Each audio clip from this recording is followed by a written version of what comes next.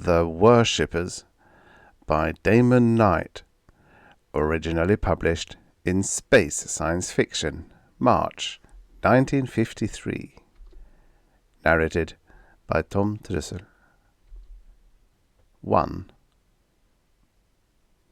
It was a very different thing, Algernon Weaver decided, actually to travel in space. When you read about it, or thought about it in terms of what you read, it was more a business of going from one name to another, Algol to Sirius, Aldebaran to Epsilon Ceti. You read the names and the descriptions that went with them, and the whole thing, although breathtaking in concept, of course, when you really stopped to meditate on it, became rather ordinary and prosaic, and somehow more understandable. Not that he had ever approved, no. He had that, at least, to look back upon. He had seen the whole enterprise as pure presumption, and had said so, often. The heavens were the heavens, and earth was earth. It would have been better, much better for all concerned, if it had been left that way. He had held that opinion, he reminded himself gratefully, from the very beginning, when it was easy to think otherwise. Afterward, of course, when the first starships came back with the news that space was aswarm with creatures who did not even resemble man, and had never heard of him, and did not think much of him when they saw him, well, who but an idiot could hold any other opinion? If only the Creator had not seen fit to make so many human beings in His image, but without His common sense. Well, if He hadn't, then for one thing, Weaver would not have been where he was now, staring out an octagonal porthole at an endless sea of diamond-pierced blackness, with the empty ship humming to itself all around him. It was an entirely different thing, he told himself. There were no names, and no descriptions, and no feeling of going from one known place to another known place. It was like standing outdoors on a still summer night, and looking up at the dizzying depths of the stars, and then looking down, to discover that there was no planet under your feet, and that you were all alone in that alien gulf. It was enough to make a grown man cry, and Weaver had cried, often, in the empty red twilight of the ship, feeling himself hopelessly and forever cut off, cast out, and forgotten. But as the weeks passed, a kind of numbness had overtaken him, till now, when he looked out the porthole at the incredible depth of sky, he felt no emotion but a thin, disapproving regret. Sometimes he would describe himself to himself just to refute the feeling that he was not really here, not really alive. But his mind was too orderly, and the description would come out so cold and terse. Algernon James Weaver, 1942 to historian, civic leader, poet, teacher, philosopher. Author of Development of the School System in Schenectady and Schoharie Counties, New York, pamphlet, 1975. An Address to the Women's Clubs of Schenectady, New York, pamphlet, 1979. Rhymes of a Philosopher, 1981. Parables of a Philosopher, 1983. Reflections of a Philosopher, 1986. Born in Detroit, Michigan. Son of a Methodist minister, educated in Michigan and New York public schools. B.A., New York State University, 1959. M.A., NYSU Extension, 1964. Unmarried. Surviving relatives. That was the trouble. It began to sound like an obituary. And then the great humming metal shell would begin to feel like a coffin. Presumption. Pure presumption. None of these creatures should have been allowed to get loose among the stars, man least of all. It cluttered up the universe. It undermined faith, and it had got Algernon Weaver into the devil of a fix. It was his sister's fault, actually. She would go, in spite of his advice, up to the moon, to the UN sanatorium in Aristarchus. Weaver's sister, a big-framed, definite woman, had a weak heart and 75 superfluous pounds of fat. Doctors had told her that she would live 20 years longer on the moon. Therefore she went, and survived the trip, and thrived in the germ-free atmosphere, weighing just 1/6 of her former 210 pounds. Once she was there, Weaver could hardly escape visiting her. Harriet was a widow, with large resources, and Weaver was her only near relative. It was necessary, it was prudent, for him to keep on her good side. Moreover, he had his family feeling. He did not like it, not a minute of it. Not the incredible trip, rising till the earth lay below like a botched model of itself, not the silent mausoleum of the moon. But he duly admired Harriet's spacious room in the sanatorium, the recreation rooms, the auditorium. Space-suited, he walked with her in the cold earthlight. He attended her on the excursion trip to Lay Field, the interstellar rocket base on the far side of the moon. The alien ship was there, all angles and planes. It came from Zeta Aurigae, they told him, and was the second foreign ship to visit Sol. Most of the crew had been ferried down to Earth, where they were inspecting the people. Without approval, Weaver was sure.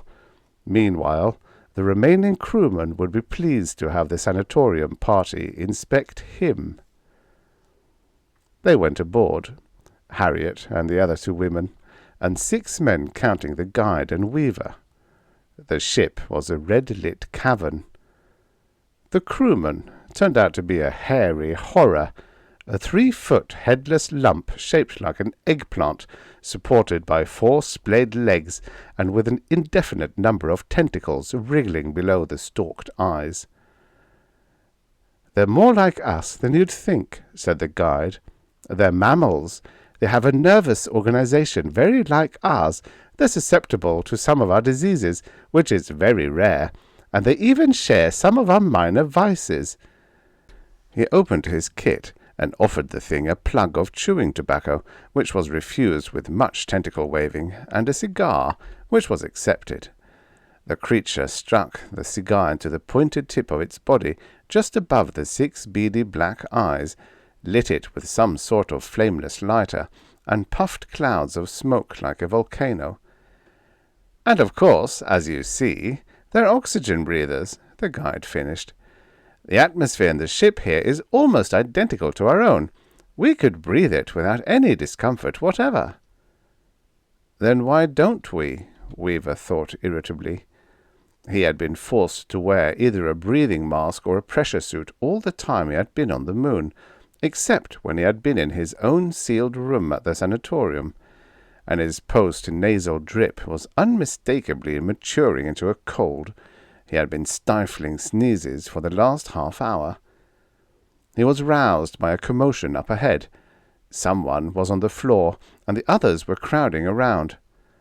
"Help me carry her," said the guide's voice sharply in his earphones. "We can't treat her here. What is she, a heart case? Good Lord, clear the way there, will you?" Weaver hurried up, struck by a sharp suspicion. Indeed, it was Harriet who was being carried out, and a good thing, he thought, that they didn't have to support her full weight. He wondered vaguely if she would die before they got her to a doctor. He could not give the thought his full attention, or feel as much fraternal anxiety as he ought, because he had to sneeze. The others had crowded out into the red-lit space of the control room where the airlock was. Weaver stopped and frantically tugged his arm free of the rubberoid sleeve. The repressed spasm was an acute agony in his nose and throat. He fumbled the handkerchief out of his pocket, thrust his hand up under the helmet, and blissfully let go. His eyes were watering. He wiped them hurriedly, put the handkerchief away, worked his arm back into the sleeve, and looked around to see what had become of the others. The airlock door was closed, and there was no one in the room but the hairy eggplant shape of the Oregon, still puffing his cigar. "Hey," said Weaver, forgetting his manners. The Oregon did not turn, but then, which was its front or back? The beady black eyes regarded him without expression. Weaver started forward. He got nearly to the airlock before a cluster of hairy tentacles barred his way. He said indignantly, "Let me out, you monster! Let me out, do you hear?" The creature stood stock still in an infuriating attitude until a little light on the wall changed from orange to red-violet. Then it crossed to the control board, did something there, and the inner door of the lock swung open. "Well, I should think so," said Weaver. He stepped forward again, but his eyes were beginning to water. There was an intolerable tickling far back in his nostrils. He was eyes squeezed shut, his whole body contorted with effort. He raised his arm to begin the desperate race once more. His hand brushed against something. His kit, slung just above his waist. There were handkerchiefs in the kit, he recalled suddenly, and remembered what the guide had said about Oregon air. He tugged the kit open, fumbled, and found a handkerchief. He zipped open the closure of his helmet and tilted the helmet back. He brought up the handkerchief and gave himself over to the spasm. He was startled by a hoarse boom, as if someone had scraped the strings of an amplified bull fiddle. He looked around, blinking, and discovered that the sound was coming from the Oregon. The monster, with its tentacles tightly curled around the tip of its body, was scuttling into the corridor. As Weaver watched in confusion, it vanished, and a sheet of metal slid across the doorway. More boomings came shortly from a source Weaver finally identified as a grill over the control panels. He took a step that way, then changed his mind and turned back toward the airlock. Just as he reached the nearer airlock door, the farther one swung open, and an instant torrent of wind thrust him outward. Strangling, Weaver grabbed desperately at the door frame as it went by. He swung with a sickening thud into the inner wall, but he hung on and pulled himself back inside. The force of the wind was dropping rapidly, so was the air pressure. Ragged black blotches swam before Weaver's eyes. He fumbled with his helmet, trying to swing it back over his head, but it stubbornly remained where it was. The blow when he struck the airlock wall, he thought dimly. It must have bent the helmet so that it would not fit into its grooves. He forced himself across the room, toward the faint gleam of the Oregon control board. Shaped like a double horseshoe it was, around the two lattice-topped stools, and bristling with levers, knobs, and sliding panels. One of these, he knew, controlled the airlock. He slapped blindly at them, pulling, pushing, turning as many as he could reach. Then the floor reeled under him, and as he fell toward it, changed into a soft, grey, endless mist. When he awoke, the airlock door was closed. His lungs were gratefully full of air. The Oregon was nowhere to be seen. The door behind which had disappeared was still closed.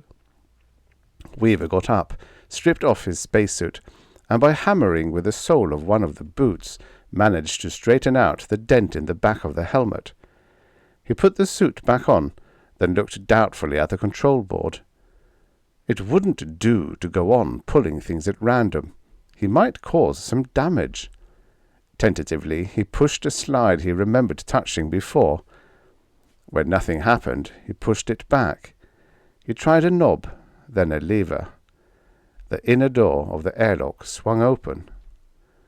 Weaver marched into it, took one look through the viewport set in the outer door, and scrambled back out. He closed the airlock again, and thought a minute. In the center of each horseshoe curve of the control board was a grey translucent disc with 6 buttons under it. They might, Weaver thought, be television screens. He pressed the first button under one of them, and the screen lighted up. He pressed the second button, then all the others in turn. They all showed him the same thing, the view he had seen from the viewport in the airlock. Stars, and nothing but stars. The moon, incredibly, had disappeared. He was in space. His first thought, when he was able to think connectedly again, was to find the Aurigean and make him put things right. He tried all the remaining knobs and levers and buttons on the control board, reckless of consequences, until the door slid open again. Then he went down the corridor and found the Aurigean. The creature was lying on the floor, with a turnip-shaped thing over its head, tubes trailing from it to an opened cabinet in the wall. It was dead. Dead and decaying. He searched the ship. He found storerooms with cylinders and bales of stuff that looked as if it might possibly be food. He found the engine room, with great piles of outlandishly sculptured metal and winking lights and swinging metered needles. But he was the only living thing on board. The view from all 6 directions, in the control room telescreens and in the ship's direct view ports alike, was exactly the same. The stars, like dandruff on Weaver's blue serge suit, no one of them, apparently, any nearer than the others. No way to tell which, if any of them, was his own. The smell of the dead creature was all through the ship. Weaver closed his helmet against it. Then, remembering that the air in his suit tank would not last forever, he lugged the corpse out to the airlock, closed the inner door on it, and opened the outer one. It was hard for him to accept the obvious explanation of the Aurigean's death, but he finally came to it. He recalled something the guide had said about the Aurigean's susceptibility to earthly infections. That must have been it. That had been why the creature had bellowed and run to seal itself off from him. It was all his fault. If he had not sneezed with his helmet open, the Aurigean would not be dead. He would not be marooned in space, and the other Aurigeans down on Earth would not be marooned there, though they, he decided wistfully, would probably get home sooner or later. They knew where home was.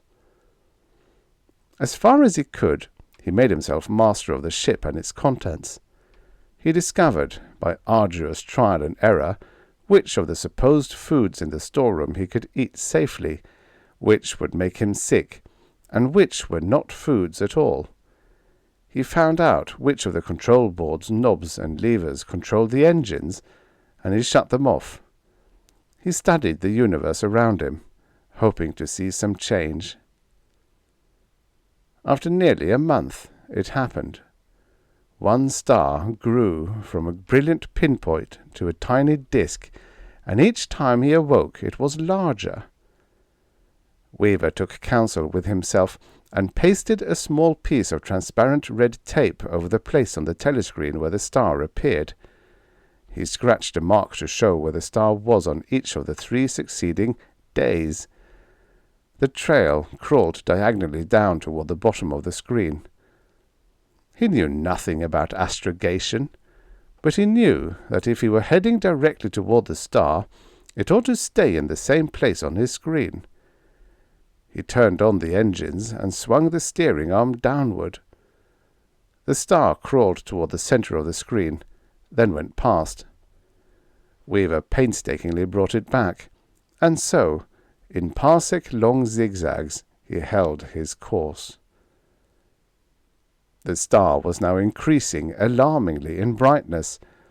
It occurred to Weaver that he must be travelling with enormous speed, although he had no sensation of movement at all.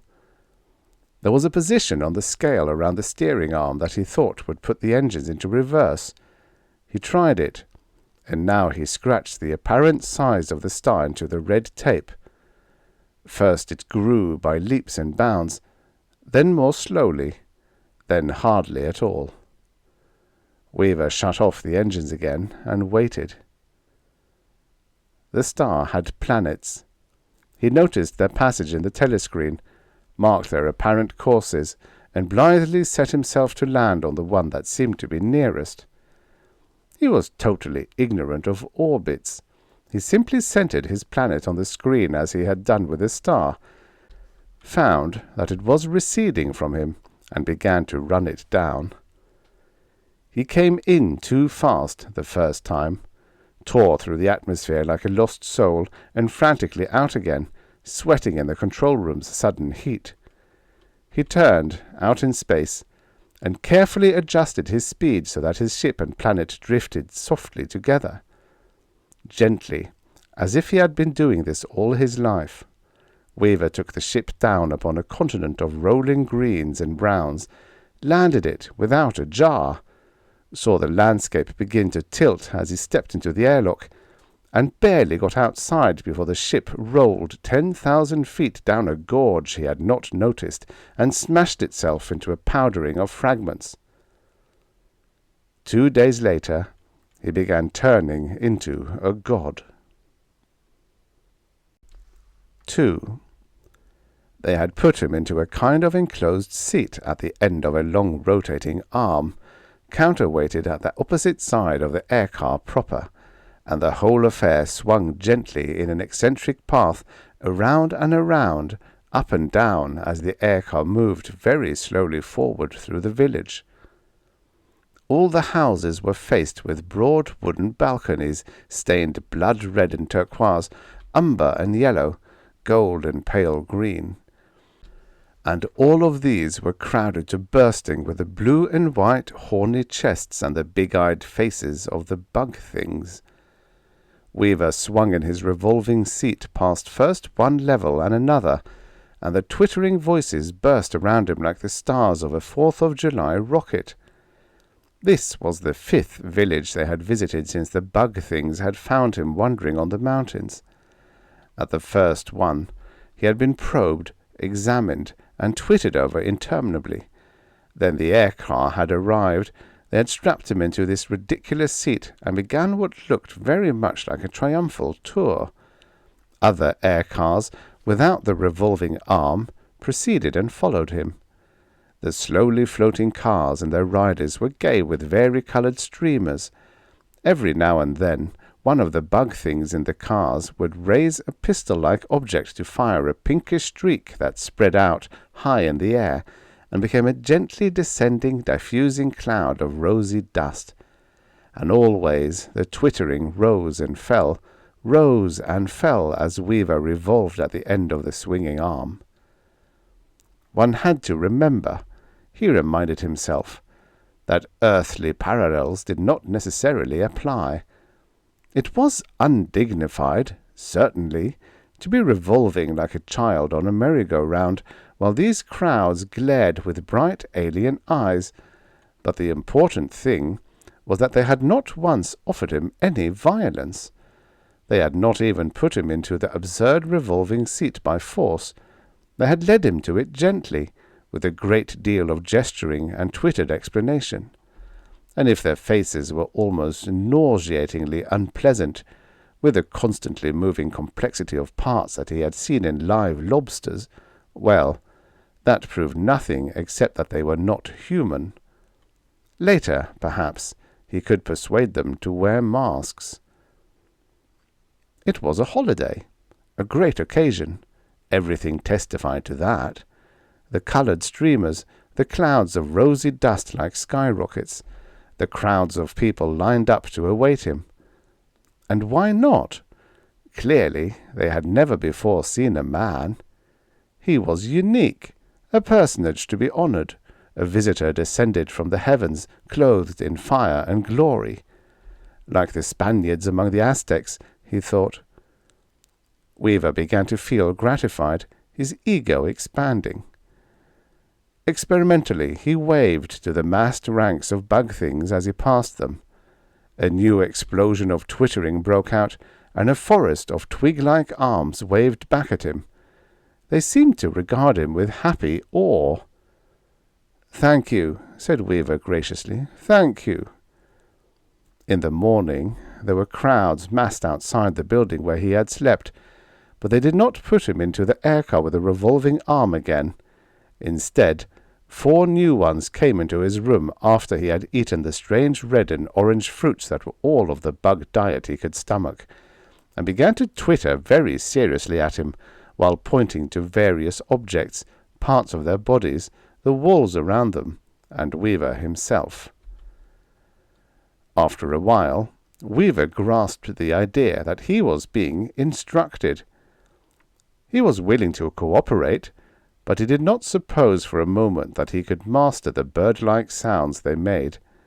Instead, he took an old envelope and a stub of pencil from his pocket and wrote the English word for each thing they pointed out. Orange, he wrote. It was not an orange, but the colour was the same at any rate. Thorax, wall, man, mandibles. In the afternoon, they brought a machine with staring lenses and bright lights. Weaver guessed that he was being televised. He put a hand on the nearest bug thing's shoulder and smiled for his audience. Later, after he had eaten again, they went on with a language lesson.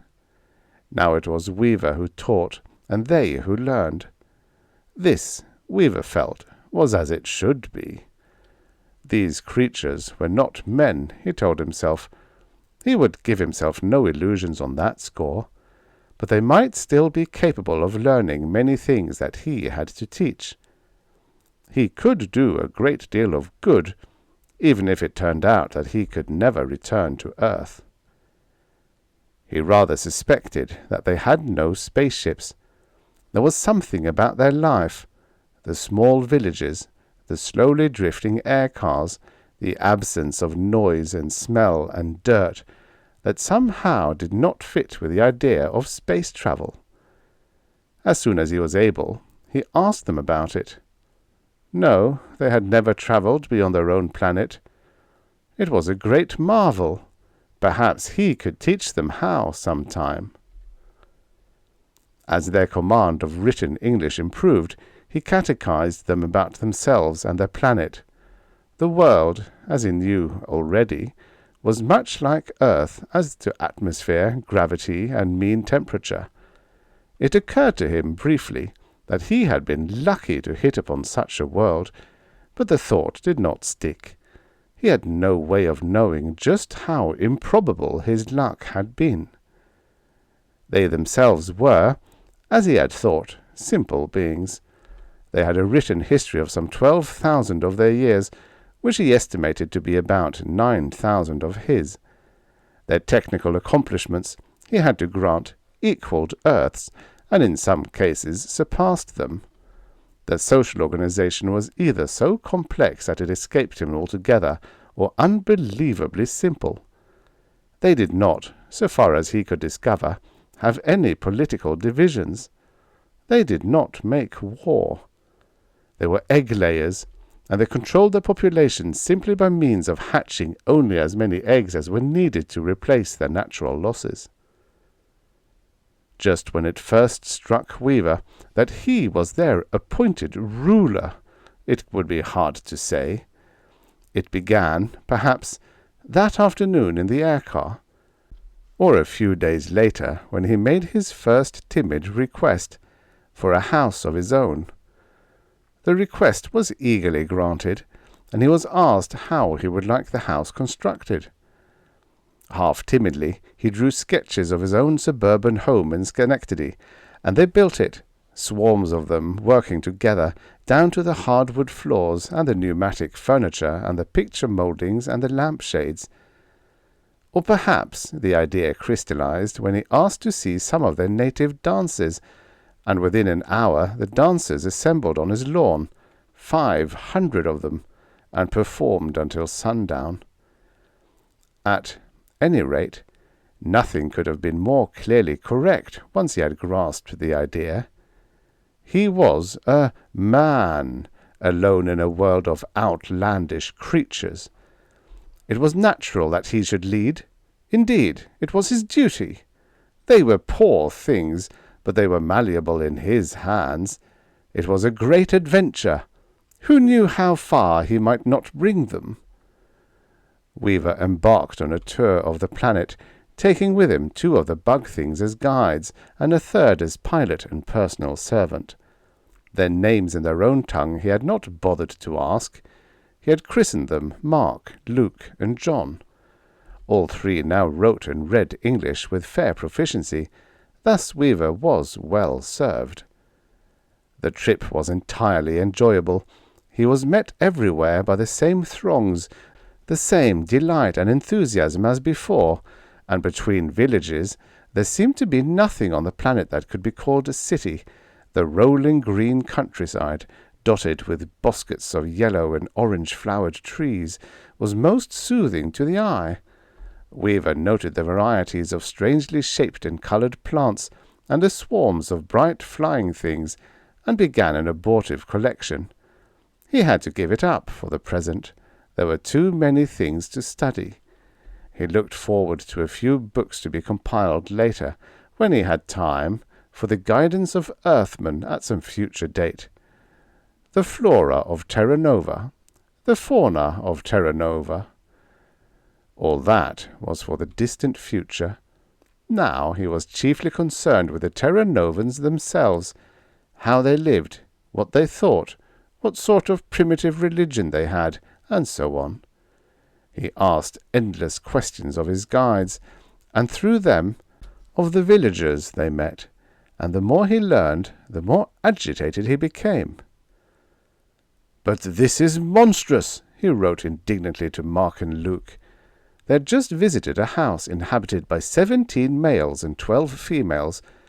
Weaver was now beginning to be able to distinguish the sexes, and he had inquired what their relations were. Mark had informed him calmly that they were husbands and wives, and when Weaver pointed out that the balance was uneven, had written, "No, not 1 to 1, all to all husband and wife of each other."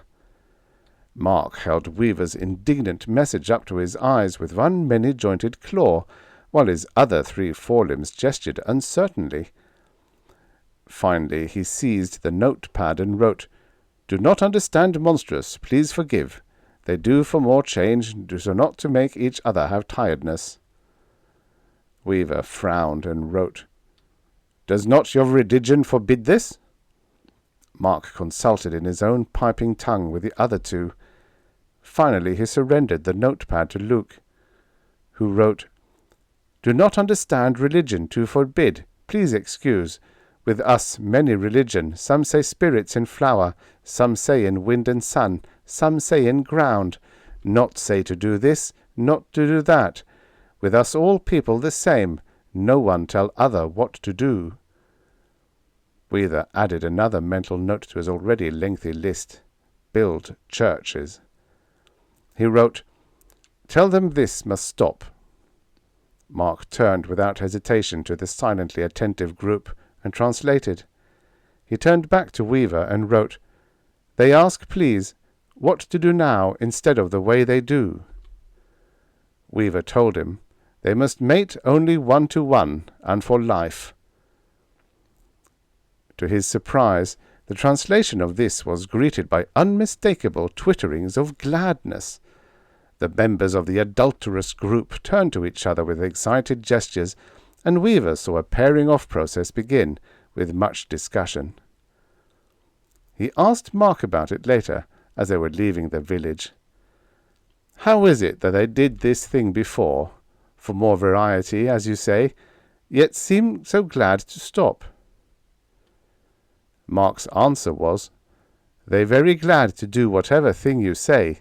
You bring them new thing, they very happy." Weaver mused on this, contentedly on the whole, but with a small undigested kernel of uneasiness, until they reached the next village. Here he found a crowd of Terranovans of both sexes and all ages at a feast of something with a fearful stench. He asked what it was. Mark's answer had better not be revealed. Feeling genuinely sick with revulsion, Weaver demanded, "Why do they do such an awful thing? This is 10 times worse than the other." This time Mark answered without hesitation. "They do this like the other for more change. Is not easy to learn to like, but they do, so not to make themselves have tiredness." There were 3 more such incidents before they reached the village where they were to sleep that night, and Weaver lay awake in his downy bed, staring at the faint shimmer of reflected starlight on the carved roof beams and meditating soberly on the unexpected, the appalling magnitude of the task he had set himself. From this, he came to consider that small dark kernel of doubt. It was, of course, dreadful to find that his people were so wholly corrupt, but that at least was understandable. What he did not understand was the reason they could be so easily weaned from their wickedness. It left him feeling a little off balance, like a man who has hurled himself at his enemy and found him suddenly not there. This reminded him of jiu-jitsu, and this in turn of the ancient Japanese, to whom, indeed, his Terra Novans seemed to have many resemblances. Weaver's uneasiness increased. Savage peoples were notoriously devious. They smiled, and then thrust knives between your ribs. He felt a sudden prickling coldness at the thought. It was improbable. It was fantastic that they would go to such lengths to gratify his every wish if they meant to kill him, he told himself, and then he remembered the Dionysian rites and a host of other too similar parallels.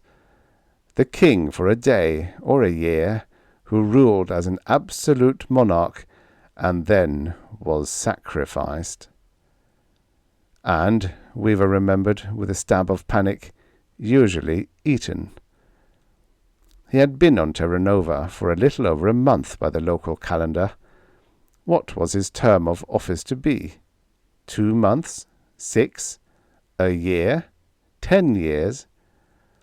He slept little that night, woke late in the morning with dry, irritated eyes and a furred mouth, and spent a silent day inspecting each new batch of natives without comment, and shivering inwardly at each motion of the clawed arms of Mark, Luke, or John. Toward evening he came out of his funk at last, when it occurred to him to ask about weapons. He put the query slyly, wording it as if it were a matter of general interest only, and of no great importance. Were they familiar with machines that killed? And if so, what varieties did they have? At first Mark did not understand the question. He replied that their machines did not kill, that very long ago they had done so, but that the machines were much better now, very safe, and not harmful to anyone. "Then," wrote Weaver carefully, "you have no machines which are made for the purpose of killing?" Mark, Luke, and John discussed this with every evidence of excitement. At last Mark wrote, "This very new idea to us. But do you have in this world no large, dangerous animals which must be killed? How do you kill those things which you eat?" "No dangerous animals.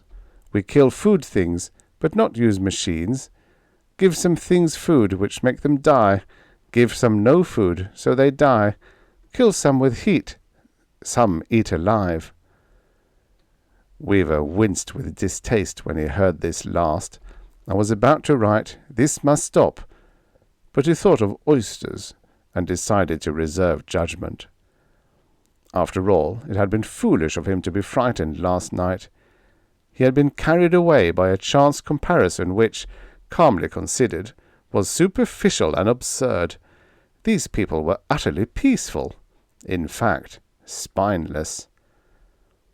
He wrote, "Take the air cup up farther so that I can see this village from above." He signalled John to stop when they had reached a height of a few 100 feet.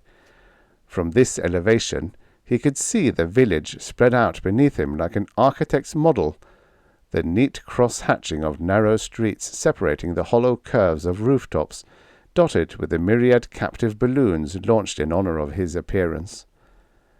The village lay in the gentle hollow of a wide valley, surrounded by the equally gentle slopes of hills. To his right, it followed the bank of a fair-sized river.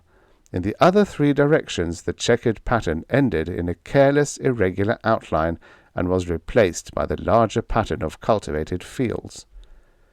It was a good sight. The river for power, sanitation, and transportation, the hills for a sheltered climate. He saw suddenly, in complete, sharp detail, how it would be. "The trip is over," he wrote with sudden decision. "We will stay here and build a city." 3. The most difficult part was a number of things that he had to learn. There was no trouble about anything he wanted done by others. He simply commanded. And that was the end of it. But the mass of knowledge about the Terranovans and their world before he came appalled him, not only by its sheer bulk, but by its intricacy, the unexplained gaps, the contradictions. For a long time after the founding of New Washington, later New Jerusalem, he was still bothered a little by doubt. He wanted to learn all that there was to learn about the Terranovans, so that finally he would understand them completely and the doubt would be gone. Eventually he confessed to himself that the task was impossible. He was 47 years old. He had perhaps 30 years ahead of him, and it was not as if he were able to devote them solely to study. There was the written history of the Terranovans, which covered minutely a period of 9,000 years, though not completely. There were periods and places which seemed to have left no adequate records of themselves. The natives had no reasonable explanation of this phenomenon. They simply said that the keeping of histories sometimes went out of fashion. Then there was the biology of the Terranovans and the countless other organisms of the planet. Simply to catalogue them and give them English names, as he had set out to do, would have occupied him the rest of his lifetime. There was the complex and puzzling field of social relations. Here again, everything seemed to be an unaccountable flux, even though the overall pattern remained the same and seemed as rigid as any primitive people's. There was physics, which presented exasperating difficulties of translation. There was engineering, there was medicine, there was economics. When he finally gave it up, it was not so much because of the simple arithmetical impossibility of the job, as because he realized that it didn't matter. For a time he had been tempted away from the logical attitude toward these savages of his, a foolish weakness of the sort that had given him that ridiculous hour or two, when, he now dimly recalled, he had been afraid of the Terranovans, afraid, of all things, that they were fattening him for the sacrifice. Whereas it was clear enough, certainly, that the former state of the Terranovans, their incomprehensible society and language and customs, simply had no practical importance. He was changing all that. When he was through, they would be what he had made them, no more and no less. It was strange, looking back, to realize how little he had seen of his destiny there at the beginning. Timid little man, he thought, half in amusement, half contemptuously, nervous and fearful, seeing things small. Build me a house like the one I had in Schenectady. They had built him a palace, no, a temple, and a city, and they were building him a world, a planet that would be his to the last atom when it was done, a corner of the universe that was Algernon James Weaver. He recalled that in the beginning he had felt almost like these creatures' servant, public servant, he had thought, with self-righteous, lukewarm pleasure. He had seen himself as one who had built for others, the more virtuous because those others were not even men. But it was not he who built. They built, and for him. It was strange, he thought again, that he should not have seen it from the first, for it was perfectly clear and all of a pattern. The marriage laws, Thou shalt not live in adultery. The dietary laws, Thou shalt not eat that which is unclean. And the logical concomitant, the law of worship, Thou shalt have no gods before me. The apostles, Mark, Luke, and John. Later, Matthew, Philip, Peter, Simon, Andrew, James, Bartholomew, and Thomas. He had a feeling that something was wrong with the list besides the omission of Judas. Unluckily, he had no Bible, but it was really an academic question. They were his apostles, not that others. The pattern repeated itself, he thought, but with variations. He understood now why he had shelved the project of Christianizing the natives, although one of his first acts had been to abolish their pagan sects. He had told himself at first that it was best to wait until he had put down from memory the salient parts of the Holy Bible, Genesis, say, the better-known Psalms, and a condensed version of the Gospels, leaving out all the begats, and the Jewish tribal history, and awkward things like the Songs of Solomon. Thy mandibles are like pomegranates. No, it wouldn't do. And of course, he had never found time to rack his brains for the passages that eluded him. But all that had been merely a subterfuge to soothe his conscience, while he slowly felt his way into his new role. Now it was almost absurdly simple. He was writing his own holy book, or rather, Luke, Thomas, and a corps of assistants were putting it together from his previous utterances, to be edited by him later. The uneasy rustling of chitinous arms against white robes recalled him from his meditation. The swarm of priests, altar boys, and the rest of his retinue was still gathered around him, waiting until he should deign to notice them again. Really, God thought with annoyance, this wool-gathering, at such a moment. The worshippers were massed in the temple. A low, excited twittering rose from them as he appeared and walked into the beam of the spotlight.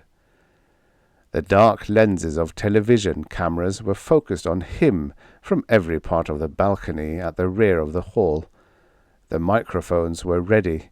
Weaver walked forward as the congregation knelt, and waited an impressive moment before he spread his hands in the gesture that meant, "Rise, my children." Simon, previously coached, translated. The congregation rose again, rustling, and then was still.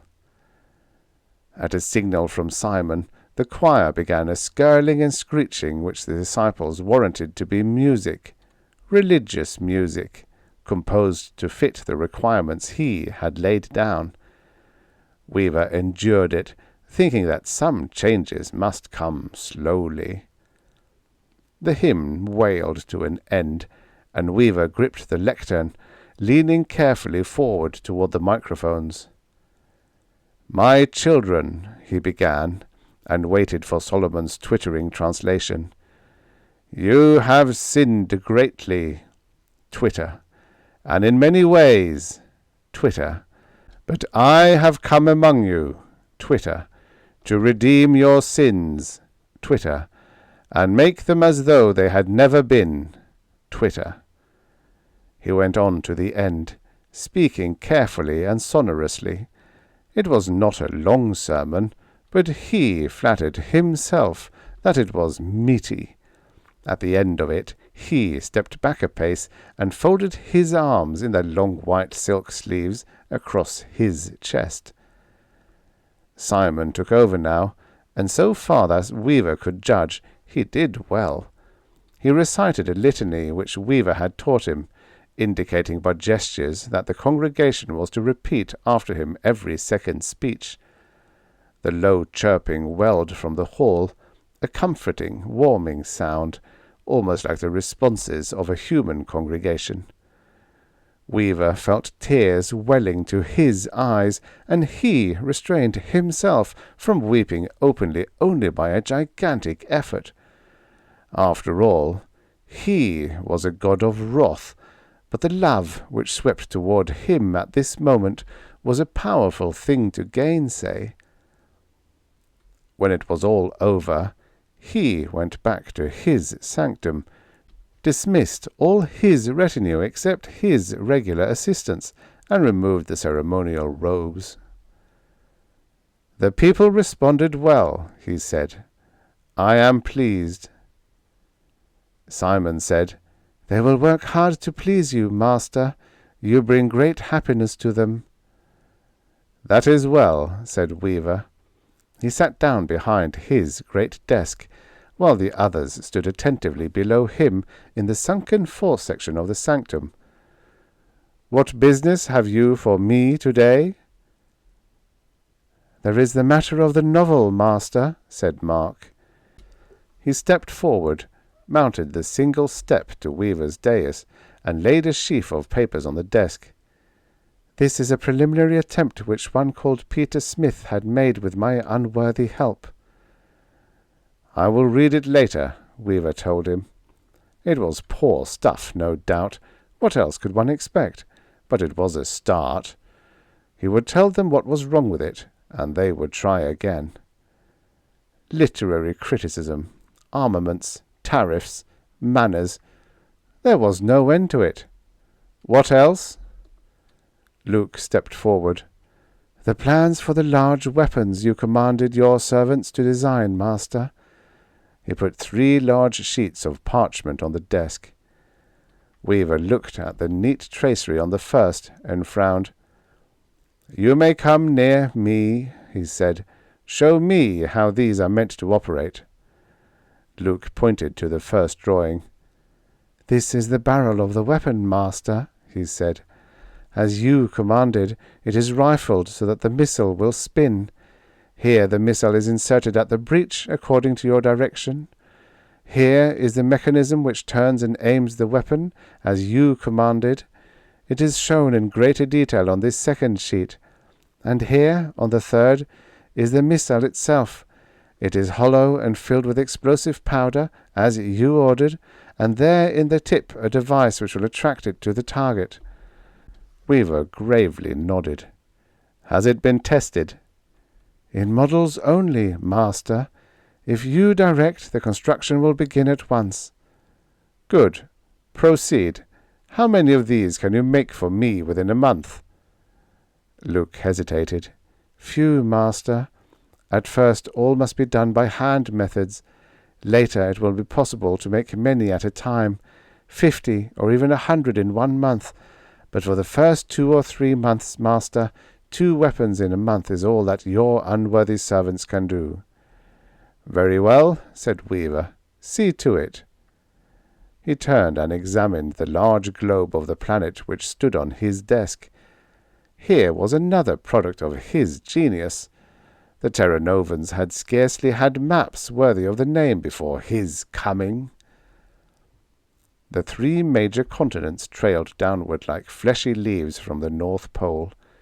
He had called them America, Europe, and Asia, and they were so lettered on the globe. In the southern hemisphere, besides the tips of Europe and Asia, and fully a third of America, there was a 4th continent, shaped rather like a hat, which he had called Australia. There was no Africa on Terra Nova, but that was a small loss. Weaver had never thought highly of Africa.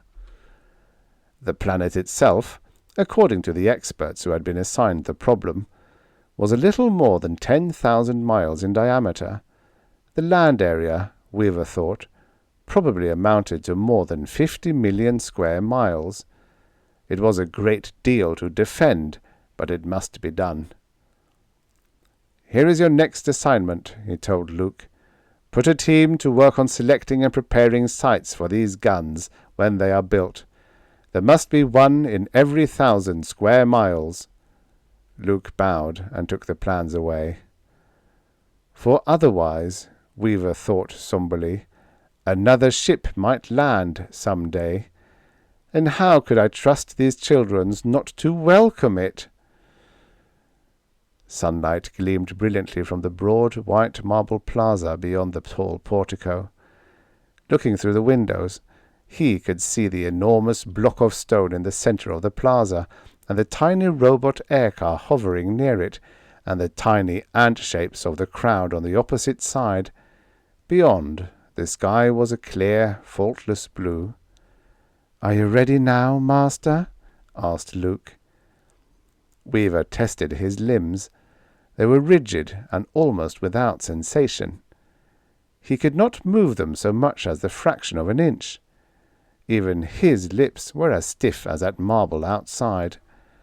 Only the fingers of his right hand, clutching a pen, felt as if they belonged to him.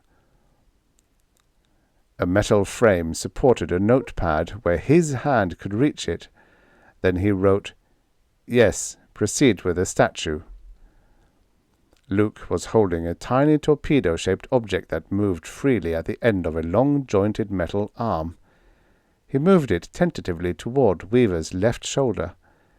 Outside, the hovering aircar duplicated the motion. The grinder at its tip bit with a screech into the side of the huge stone. Weaver watched, feeling no discomfort. The drug Luke had injected was working perfectly. Luke moved the pantograph pointer again and again until it touched Weaver's robed body. With every motion, the aircar bored a tunnel into the stone to the exact depth required and backed out again. Slowly, a form was beginning to emerge. The distant screech of the grinder was muffled and not unpleasant. Weaver felt a trifle sleepy. The top of one extended arm was done. The aircar moved over and began the other, leaving the head still buried in stone. After this, Weaver thought, he could rest. His cities were built, his church founded, his guns built and tested, his people trained. The Terra Novans were as civilized as he could make them in one generation. They had literary societies, newsstands, stock markets, leisure and working classes, baseball leagues, armies. They had had to give up their barbaric comfort, of course, so much the better. Life was real. Life was earnest. Weaver had taught them that. The mechanism of his government ran smoothly. It would continue to run, with only an occasional guiding touch. This was his last major task, the monument. Something to remember me by, he thought drowsily. Myself in stone, long after I am gone. That will keep them to my ways, even if they should be tempted. To them I will still be here, standing over them, gigantic, imperishable. They will still have something to worship. Stone dust was obscuring the figure now, glittering in the sunlight. Luke undercut a huge block of the stone, and it fell, turning lazily, and crashed on the pavement.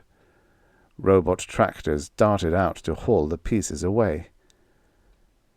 Weaver was glad it was Luke whose hand was guiding the pantograph, not one of the bright, efficient younger generation.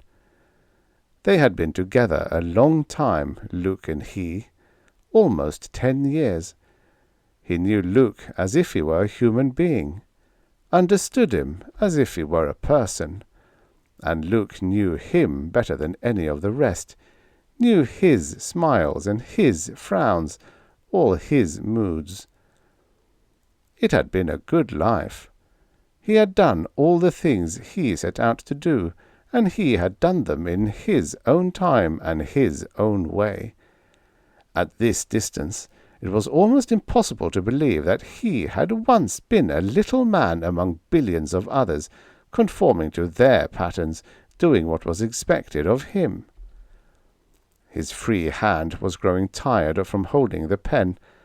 When all the rest was done, Luke would freeze that hand also, and then it would be only a minute or so until he could inject the antidote. He scribbled idly. Do you remember the old days before I came, Luke?" "Very well, master," said the apostle, "but it seems a long time ago." "Yes," Weaver told himself contentedly. "Just what I was thinking. We understand each other, Luke and I." He wrote, "Things are very different now, eh?" "Very different, master." "You made many changes. The people are very grateful to you."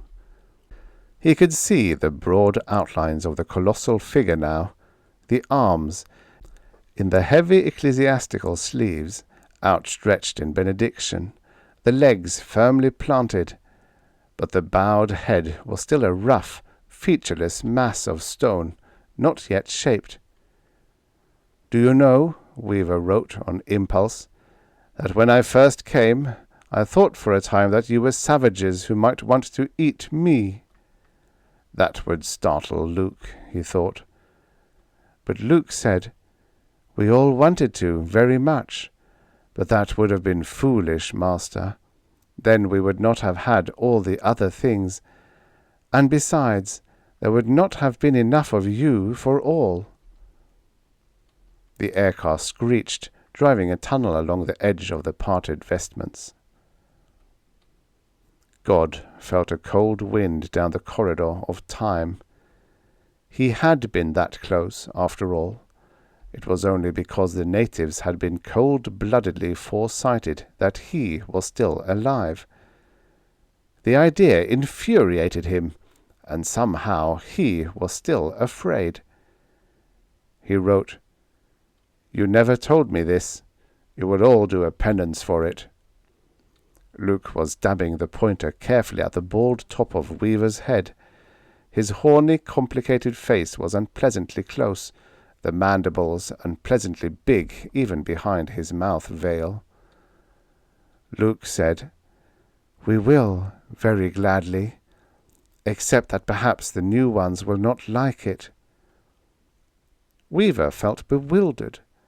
In one corner of his mind he felt a tiny darkness unfolding, the kernel of doubt, forgotten so long, but there all the time, growing larger now, expanding to a ragged, terrifying shape.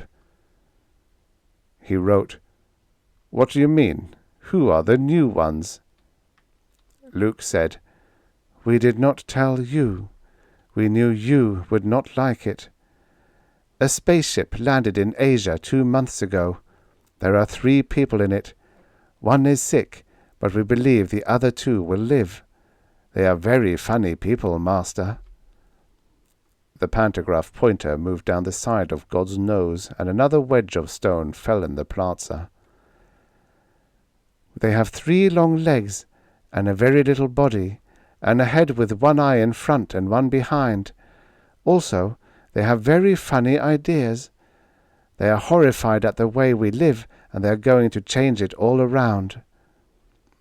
Weaver's fingers jerked uncontrollably, and the words wavered across the page. "I don't understand. I don't understand." "I hope you are not angry, master," said Luke. "We are very grateful to you.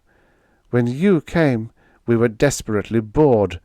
There had been no new thing for more than 7,000 years since the last ship came from space. You know that we have not much imagination. We tried to invent new things for ourselves, but we could never think of anything so amusing as the ones you gave us. We will always remember you with gratitude." The pantograph was tracing Weaver's eyelids, and then the unfeeling eyes themselves. "But all things must end," said Luke. "Now we have these others, who do not like what you have done, so we cannot worship you any more. And anyway, some of the people are growing tired. It has been 10 years, a long time." One thought pierced through the swirling fear in Weaver's mind. The guns, built with so much labor, the enormous guns that could throw a shell 200 miles. The crews, manning them night and day to destroy the first ship that came in from space. And they had never meant to use them. Anger fought with caution. He felt peculiarly helpless now, locked up in his own body like a prison. "What are you going to do?" he scrawled. "Nothing that will hurt, Master," said Luke. "You remember, I told you long ago, we had no machines for killing before you came. We used other things, like this drug which paralyzes. You will feel no pain." Algernon Weaver's hand, gripping the pen as a drowning man holds to a stave, was moving without his volition. It was scrawling in huge letters over and over, "No! No! No!" "It is too bad we cannot wait," said Luke. "But it has to be done before the new ones get here. They would not like it, probably." He let the pointer go, and it hung where he had left it. With two jointed claws he seized Weaver's hand and straightened it out to match the other, removing the pen. With the third claw he thrust a slender needle under the skin. Instantly the hand was as rigid as the rest of Weaver's body. Weaver felt as if the last door had been slammed, the telephone wires cut, the sod thrown on the coffin. "This is the way we have decided," said Luke. "It is a shame, because perhaps these new ones will not be as funny as you after all. But it is the way we have decided." He took up the pantograph pointer again. In the plaza, the aircraft ground at the huge stone head, outlining the stern mouth, the resolute, bearded jaw. Helplessly, Weaver returned the stare of that remorseless, brooding face, the face of a conqueror. The end. Subscribe for your daily stories of futures past. You know, many of these stories were written in a time where 50 years ago was in the future.